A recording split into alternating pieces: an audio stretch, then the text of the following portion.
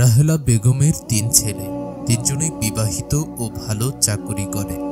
৫ তলা বিল্ডিংয়ে বাড়ি ভাড়া থেকে তিনি যা টাকা পান তা দিয়ে সংসার খরচ চালানোর পরেও বেশ কিছু টাকা উদ্ধৃত থাকে তার হাতে। আর এই টাকা তিনি খরচ করেন বিভিন্ন উৎসবের সময়। ঈদ উপলক্ষে অন্যান্য আত্মীয় স্বজনের জন্য কেনাকাটার পাশাপাশি ৩ ছেলের শাশুড়ির জন্য একই রকম ৩টি শাড়ি কিনেছেন তিনি।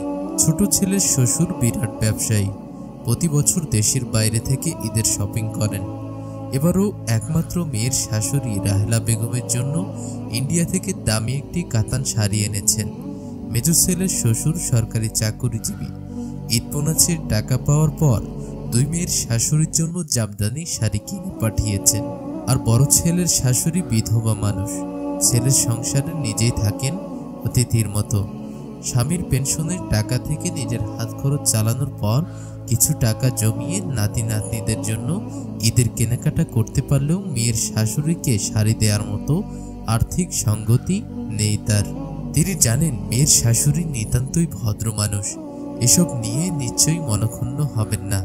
এদিকে রাহেলা বেগম যখন তার ভাই বোনদের সাথে ফোনালাপে বারবার উল্লেখ করতে থাকেন তার ছোট 2 ছেলের শ্বশুর বাড়ি থেকে পাঠানো শাড়ির কথা, তখন বড় ছেলের বউয়ের বুঝতে বাকি থাকে না যে তার মায়ের পক্ষ থেকে উপহার না পাঠানোর বিষয়টা নিয়ে শাশুড়ি মুখ ফুটে কিছু না বললেও তার মনে ঠিকই চাপা অসন্তোষ কাজ করছে।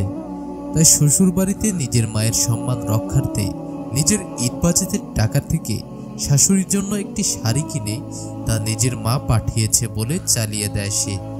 এভাবে নিজের সামর্থ্য না থাকা সত্ত্বেও শুধু অন্যের সাথে সমকক্ষতা প্রদর্শনের জন্য যে উপহার দেওয়া হয় তাতে কি আদৌ ভালোবাসার বহিঃপ্রকাশ ঘটে? 2. জেরিন তার বাবা মার একমাত্র সন্তান, নানির বাড়িতেও একমাত্র নাতনি সে। প্রতি বছর ঈদেই নানি, মামা, খালা সবার কাছ থেকে জামা উপহার পায় সে। এদিকে দাদা, চাচা, ফুফুরাও ঈদে জামা উপহার দেয় তাকে। সবার কাছ থেকে এত এত উপহার পেয়ে স্বভাবতই অনেক আনন্দিত হয় জেরিন। কিন্তু সে সমস্যায় পড়ে যখন এই উপহার প্রসঙ্গে তাকে বড়দের অজস্র প্রশ্নের মুখোমুখি হতে হয়। ঈদে কয়টা জামা উপহার পেলে? কে কোন জামা দিল? কোন জামা কোন মার্কেট থেকে কিনেছ? বাবা আলাদা করে জামা কিনে দেয়নি? কার দেওয়া জামাটা সবচেয়ে বেশি সুন্দর হয়েছে? ইত্যাদি ইত্যাদি।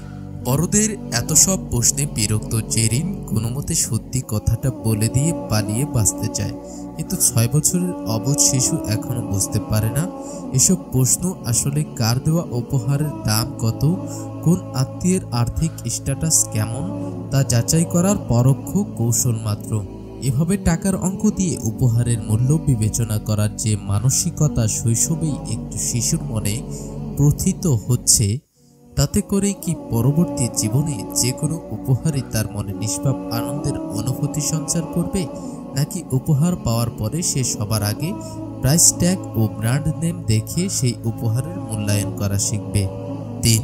সালমান একটি বেসরকারি বিশ্ববিদ্যালয়ের ছাত্র। পড়াশোনার পাশাপাশি হাত খরচ চালানোর জন্য একটি টিউশনি করে সে।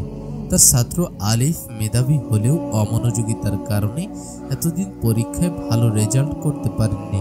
এবছর সালমানের কাছে পড়ে প্রথম সাময়িক পরীক্ষায় অনেক ভালো করেছে সে। এতে খুশি হয়ে আলিফের মা সালমানের এ মাসের বেতনের সাথে আরো কিছু টাকা বাড়তি দিয়ে বলেছেন ঈদের কেনাকাটা করতে। অপ্রত্যাশিতভাবে পাওয়া এই অতিরিক্ত অর্থ দিয়ে কি করা যায় তা ভাবতে ভাবতে বাসায় ফিরছিল সালমান।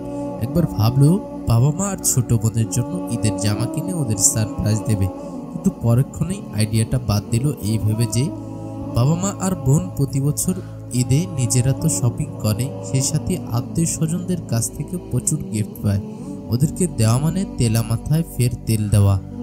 হঠাৎ ওর মনে পড়লো আব্দুর রহমান চাচার কথা, ওদের বাসার প্রাক্তন ড্রাইভার।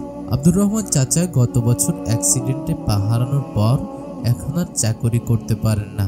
বস্তির পাশে একটি চায়ের দোকান চালিয়ে এখন সংসার চলে তার। প্রচন্ড আত্মসম্মানবোধ রয়েছে বলে তিনি যে ঈদের সময় জাকাতের কাপড় নিতে লাইনে গিয়ে দাঁড়াবেন না এটা ভালো করেই জানে সালমান। তাই আব্দুর রহমান চাচা তার স্ত্রী আর তার ছেলের জন্য ঈদের কাপড় কিনে ওদের বাসায় হাজির হলো সে। চাচাকে বলল, আমার নিজের রোজগারের টাকা থেকে আপনাদের জন্য সামান্য কিছু কাপড় এনেছি। ঈদের দিনই আপনারা সবাই পড়লে খুশি হব।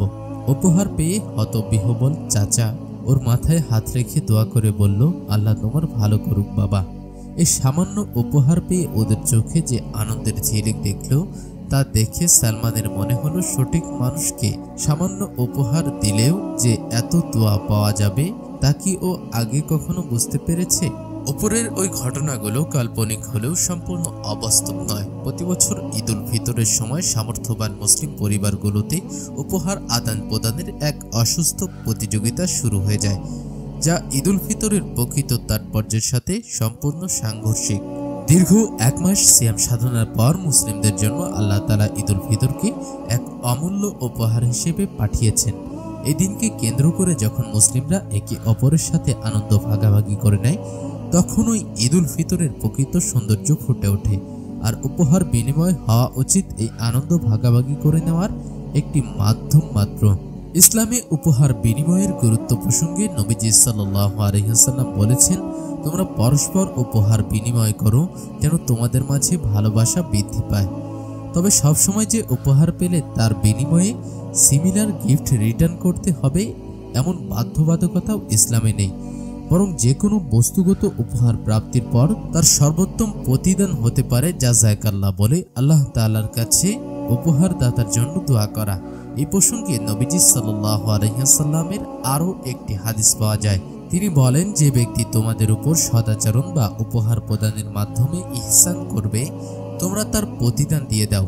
যদি তাকে দেওয়ার মতো কিছু না পাও, তাহলে তার জন্য দোয়া করো, যে পর্যন্ত না তোমরা মনে করো যে তোমরা তার প্রতিদান দিতে পেরেছ।